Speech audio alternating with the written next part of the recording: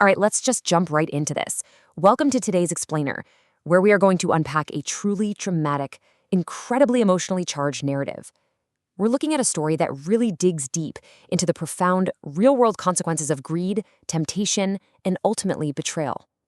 The source material we're looking at today is basically a masterclass in morality, and it does this by weaving together two completely parallel storylines.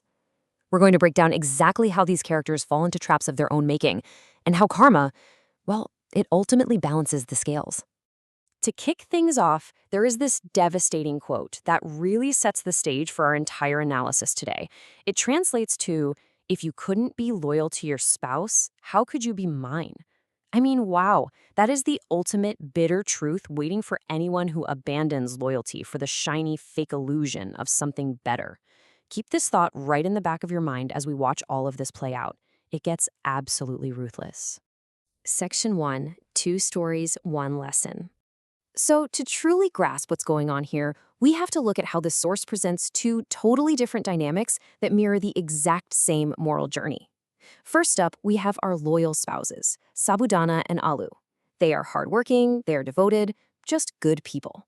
Then we have our betrayers, Shakar and Shimli, who decide to just throw away their solid marriages. And finally, the catalysts for all this destruction, the homewreckers, Mungfali and Tarbuz. Both Shakar and Shimli make the fatal error of discarding their partners for a complete illusion. But how exactly do they get convinced to do this? Section 2, the trap of greed and deceit. Let's trace Mungfali's strategy here, because honestly, it is incredibly calculated. Her ego was bruised when Shakar rejected her advances on his very first day at the office, right? So she launches this wild, multi-day emotional manipulation campaign. First, she intentionally bumps into him, ruins the sugarcane sweet, the Ghana barfi, he bought for his wife and literally forces him to take hers instead. Then, the next morning, she actually pays off auto drivers with 5,000 rupees just to make sure no other auto comes, forcing Shakar to share a ride with her so he won't be late for work. After that, she just straight up lies about their boss sending them coffee to elevate her status in his eyes. It's a systematic, step-by-step breaking down of his boundaries.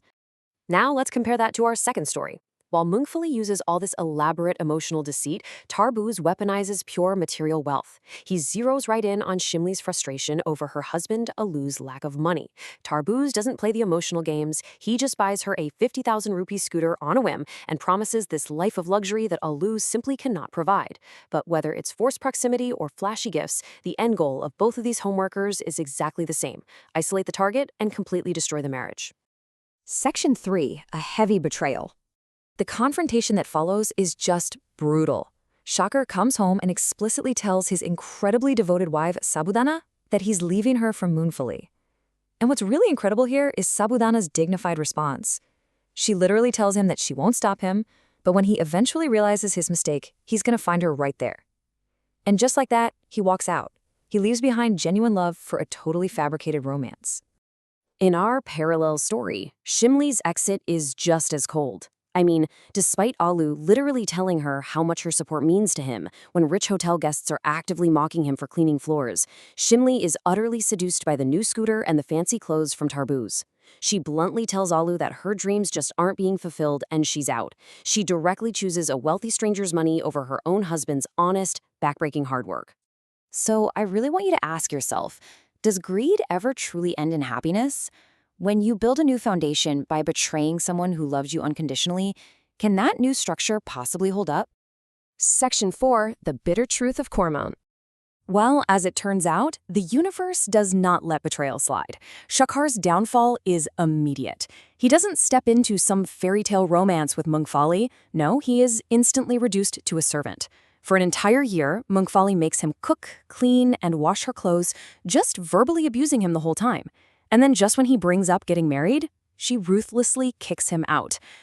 And Shimli faces an identical, shocking reality check. Just as she's getting super comfortable in her new luxurious lifestyle, Tarbuz casually introduces another woman as his actual fiancée. When Shimli tries to protest, he throws her out onto the street without a single second of hesitation. He discards her just as easily as she discarded Alu. This all brings us to a really crushing revelation, captured perfectly when Mungfali tells Shakar, "I did all this to take revenge on you, not for love." That moment completely shatters Shakar's illusion. He realizes he threw away a beautiful marriage just because a toxic person wanted to stroke her own ego. And Tarbu basically tells Shimli the exact same thing. A woman who leaves her devoted husband for money cannot be trusted. Relationships built on deception and greed are fundamentally hollow, and they will always collapse. Section 5. True Love and Forgiveness. But here's where things get really inspiring. While the betrayers were hitting absolute rock bottom, the loyal partners didn't break. They thrived. Sabudana discovered she was pregnant right after Shakar left, and she quietly, strongly raised twins completely on her own. Alu used his massive heartbreak as fuel.